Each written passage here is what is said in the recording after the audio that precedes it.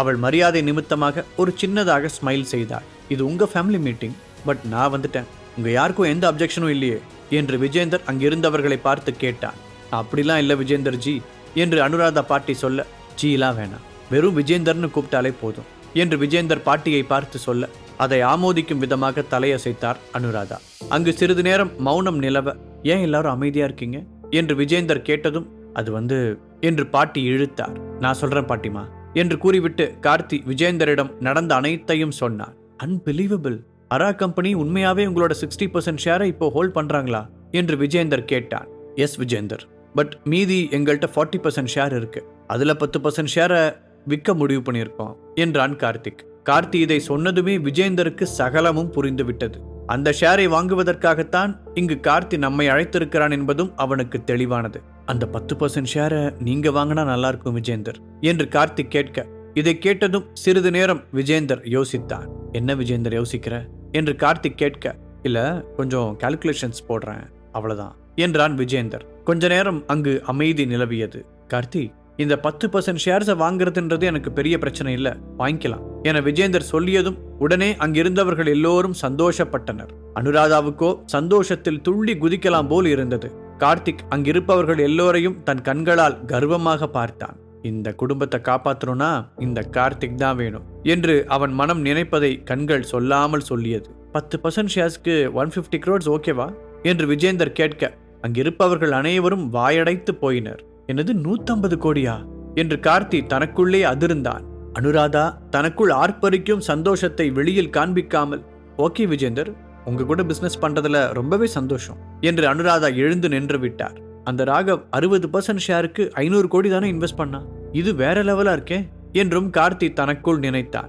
இந்த நேரத்தில் தான் 10% ஷேர் 150 கோடி எல்லாம் ஓகே தான், ஆனா என்று விஜேந்தர் சிங் இழுத்தான். என்ன கேட்க போகிறான் விஜேந்தர் என பயந்த கார்த்திக், ஆனா என்ன விஜேந்தர் என்று பயத்துடன் கேட்க, எனக்கு ஒரே ஒரு கண்டிஷன் இருக்கு என்று விஜேந்தர் சொல்ல, அங்கிருப்பவர்கள் அவனை அதிர்ச்சியாக பார்த்தனர். பரபரப்பாக, என்ன கண்டிஷன் அது என்று கார்த்திக் கேட்க, இல்ல வெறும் 10% ஷேர்ஸை வச்சு எனக்கு பெரிய அளவுல லாபம் வரப்போறதில்ல, அதான் ஒரு சின்ன கண்டிஷன்.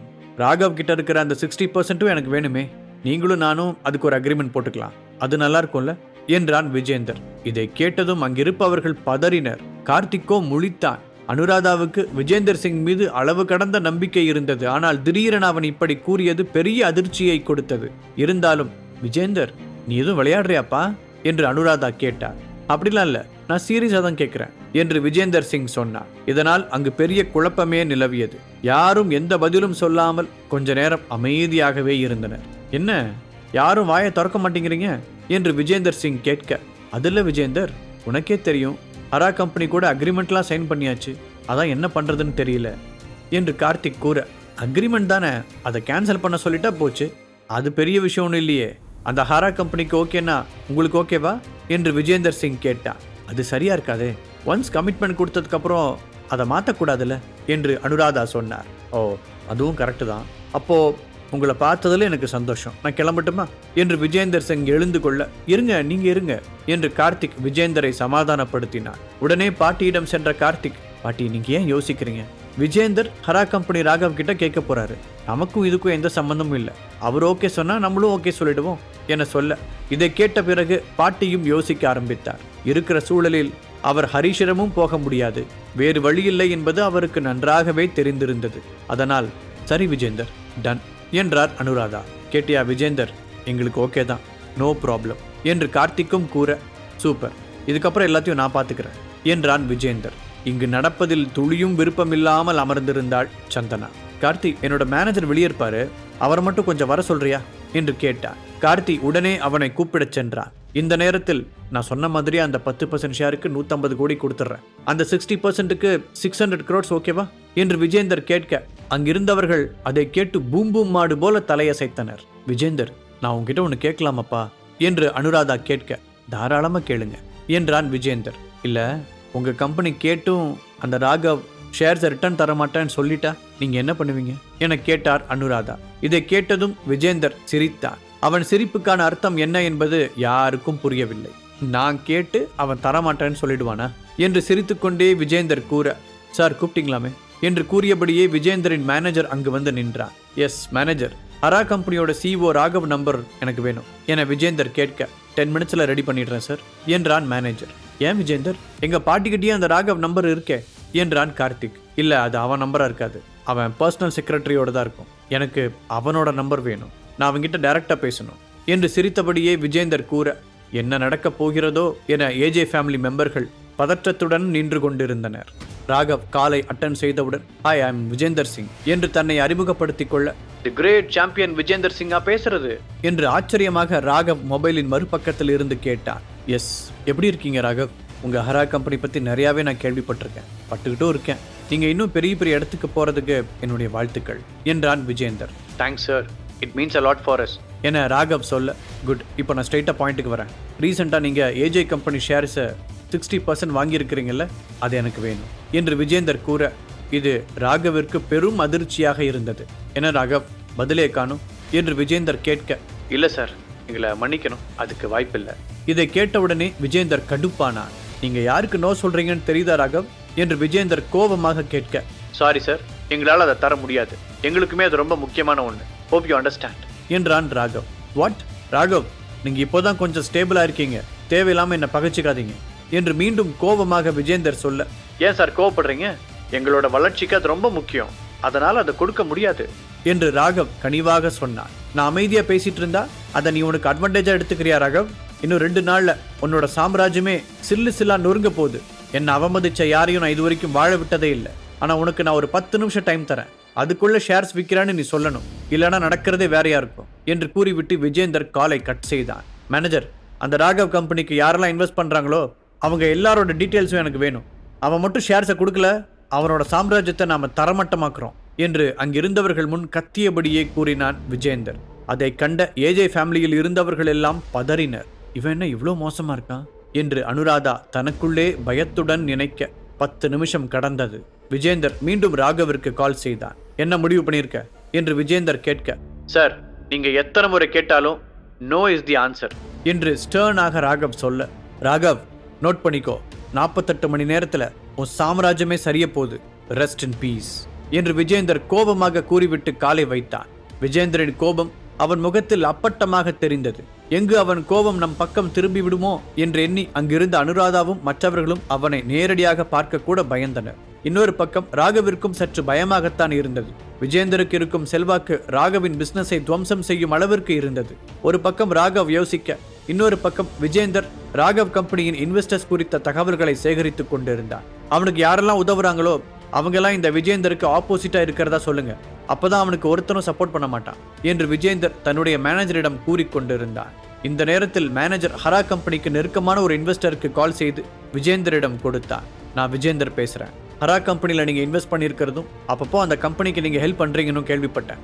இனி அப்படி நீங்க பண்ணீங்கன்னா எங்களை நீங்க பகைச்சுக்கிறதா அர்த்தம், இதுக்கப்புறம் உங்க விருப்பம் என்று கூறிவிட்டு விஜேந்தர் காலை கட் செய்தான்.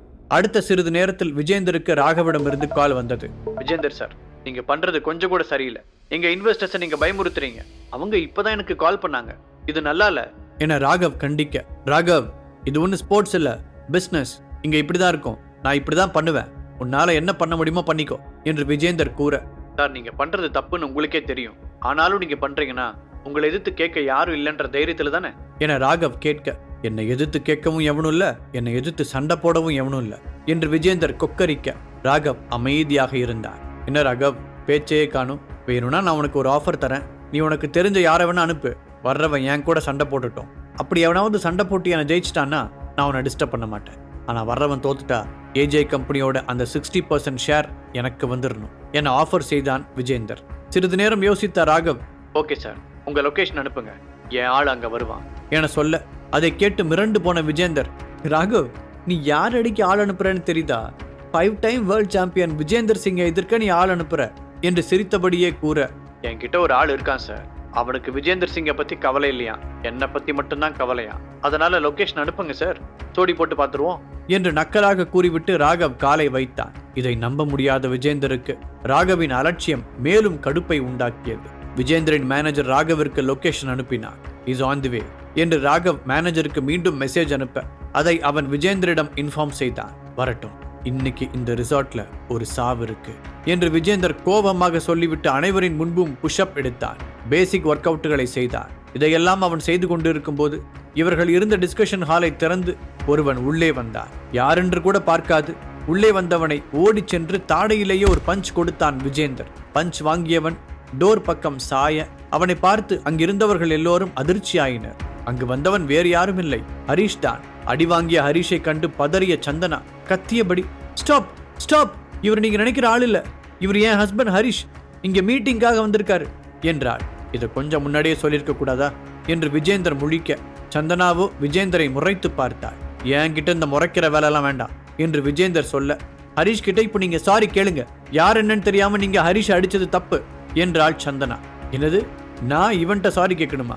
அதுக்கெல்லாம் வாய்ப்பே இல்லை என்று விஜேந்தர் திட்டவட்டமாக கூற, நடந்ததை பார்த்து கொண்டிருந்த சந்தனாவின் அம்மா, சந்தனா அமைதியா ஹரிஷை கூட்டிட்டு வந்து உட்காரு என்றாள். எப்படிமா, இவர் ஹரிஷை அடிச்சிருக்காரு, பேசிக்கா ஒரு சாரி கூட கேட்க மாட்டேங்கிறாரு, இது மேனர்ஸா? இவர் கூட நம்ம ஃபேமிலி டீலிங் பண்ண போது நாம மொத்தத்தையும் இழந்துருவோம் என்று சந்தனா கத்தினாள். அமைதியாரு சந்தனா, நான் சொல்றேன்ல, இங்க வா என்று திலகா மீண்டும் சொல்ல, வா ஹரிஷ் என்று ஹரிஷை அவள் கூப்பிட, மிஸ்டர், என் ஒய்ஃப் பிரியப்பட்டுட்டா, ஒரு சாரி தானே கேட்டுருங்க என்று ஹரிஷ் விஜேந்தரை பார்த்து கூறினார். என்னடா காமெடி பண்றியா, போய் உட்கார்றா வெத்து வேட்டு என்று விஜேந்தர் அசால்ட்டாக சொல்ல, சந்தனாவுக்கு அது இன்னும் கடுப்பை தந்தது. தேவையில்லாத வேர்ட்ஸ் எல்லாம் விடாதீங்க மிஸ்டர் விஜேந்தர் என சந்தனா மீண்டும் கத்த, ஹலோ, இங்க நான் உங்களுக்கு ஹெல்ப் பண்ண வந்திருக்கேன், ஆக்சுவலா நீங்க இப்போ வாலாட்டணுமே தவிர குறைக்க கூடாது என்று விஜேந்தர் சொல்ல, அது அங்கிருந்த எல்லோருக்குமே அதிர்ச்சியை கொடுத்தது. அனுராதாவுக்கும் விஜேந்தர் இப்படி பேசியது பிடிக்கவில்லை. ஆனாலும் அவள் எந்த எதிர்ப்பையும் தெரிவிக்கவில்லை. இந்த நேரத்தில் தான், நீ என்கிட்ட சாரி கேட்க வேண்டாம், ஆனா இப்போ நீ பேசின பேச்சுக்கு என் ஒய்ஃப் கிட்ட நீ சாரி கேட்டுதான் ஆகணும் என்று ஹரிஷ் விஜேந்தரை பார்த்து முறைத்தபடியே சொன்னான். ஒழுங்கா அமைதியா போயிடு, இப்போ நான் இருக்கிற கோபத்துக்கு நான் என்ன பண்ணுவேனே தெரியாது என்று விஜேந்தர் கோபமாக சொல்ல, உங்க கோபத்துக்கெல்லாம் நாங்க பலியாக முடியாது மிஸ்டர் விஜேந்தர் என்றான் ஹரிஷ். இதை கேட்டதும், அடுத்து நான் கொஞ்சம் பெரிய ஃபைட் பண்ண வேண்டியிருக்கு, அதுக்கு முன்னாடி உன்னை வச்சு ஒரு பிராக்டிஸ் பண்ணிட வேண்டியதுதான் என்றான் விஜேந்தர். அவன் சொன்ன விதத்திலேயே அவன் சண்டை போட தயாராகிவிட்டான் என்பது அனைவருக்கும் புரிந்தது. இது அங்கிருப்பவர்களுக்கு பயத்தை உண்டு செய்தது. குறிப்பாக சந்தனாவுக்கு இது பெரிய அதிர்ச்சியை தந்தது. விஜேந்தர் மிக்ஸ்ட் மார்ஷல் ஆர்ட்ஸில் 5 முறை வேர்ல்ட் சாம்பியன். அப்படிப்பட்டவனிடம் ஹரிஷ் மோதினால் என்ன ஆகும் என்கிற பயம் தொற்றிக் கொண்டது. ஹரிஷ், சாரிலாம் வேண்டாம், எதுவும் வேண்டாம், அவருக்கு மேனர்ஸே இல்லை, வா நம்ம போவோம் என்று சந்தனா அவனை அழைத்து செல்ல முயல, உன் ஹஸ்பண்ட் என் கூட ஃபைட் பண்ணா உயிரோடு இருக்க மாட்டான்னு தானே அவனை கூட்டிட்டு போற, பயப்படாத, அவன் உடம்புல உயிரை மிச்சம் வைக்கிறேன் என்றான் விஜேந்தர். இதை கண்டுகொள்ளாமல் ஹரிஷின் கையை பிடித்துக் கொண்டு டோர் நோக்கி நடந்தாள் சந்தனா. ஆனால் ஹரிஷின் இன்னொரு கையை விஜேந்தர் பிடித்திருந்தார். ஹரிஷ் கையை விடு என்று சந்தனா சொல்ல, நான் ஃபிக்ஸ் ஆயிட்டேன், இவன் கூட நான் சண்டை போட்டே ஆகணும் என்று விஜேந்தர் கூற, ஹரிஷ் மெல்ல சந்தனாவை பார்த்து, பேபி நீ அப்படி போய் உட்காரு, நான் பாத்துக்கிறேன் என கூற, பாக்கெட் எஃப்எம் ஆப்பை டவுன்லோட் பண்ணி கிங் ஆடியோ சீரீஸை கேட்க ஸ்டார்ட் பண்ணுங்க.